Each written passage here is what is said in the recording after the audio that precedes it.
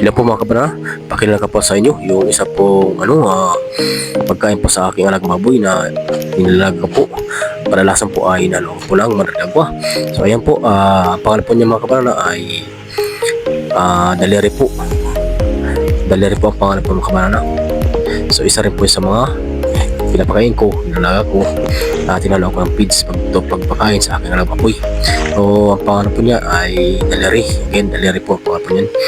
Nakikita lang po yan, tumutubo lang po yan sa mga kabanana sa malamig na lugar, tubig na lugar po na hindi po masyadong arawan.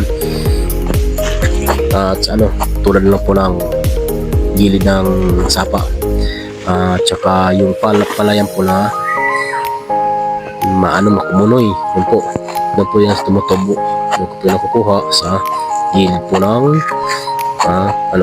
banana, sapa. Yan po pang kabana.